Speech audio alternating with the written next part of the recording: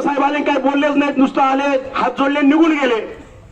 पण मला वाटतं आज जे आहे 29 तारीख ही 2 तारखेच्या वादळापूर्वीची शांतता आहे. ही मतरूपी माझी जी लोक उभा राहिलेले आहेत, माझे शिवसैनिक उभा राहिले, माझा मतदार उभा राहिलेला आहे, ते त्यांच्या कृतीतनं 2 तारखेला तुम्हाला दिसेल.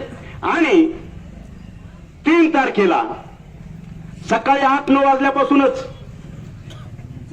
20 अधिक 1 एकटेच नाही बोलत मी, परत समोरच्याला चॅलेंज आहे माझं.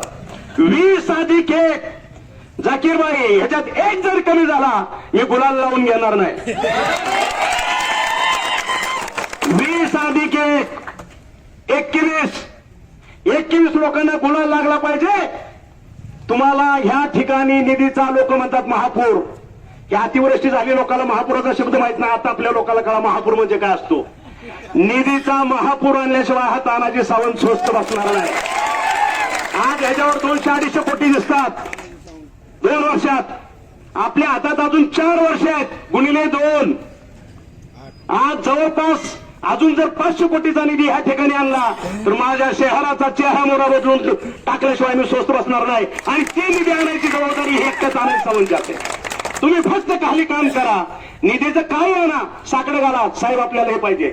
8 दिवसात 15 दिवसात जर निधी नाही आणून दिला मी आमदारकीचा राजीनामा दे. विकासाला निधी कमी पडू देणार नाही. नगर विकास खातं हे आमच्या नेत्याकडे आहे, काळजी करायचं काय कारण नाही. आलं का लक्षात? त्याच्यामुळं पुढच्या 5 वर्षात माझा परांडा शहर कसा असेल हे चित्र मला दिसतंय.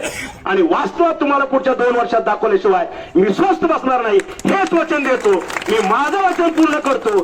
2 तारखेला तुम्ही तुमचं वचन पूर्ण करा आणि गुलाल घेऊन आपण आपल्या नेत्याकडे जाऊ आणि त्यांना आपल्या निधीविषयी साकडे घालू. एवढंच बोलतो आणि 2 शब्द संपवतो. जय हिंद, जय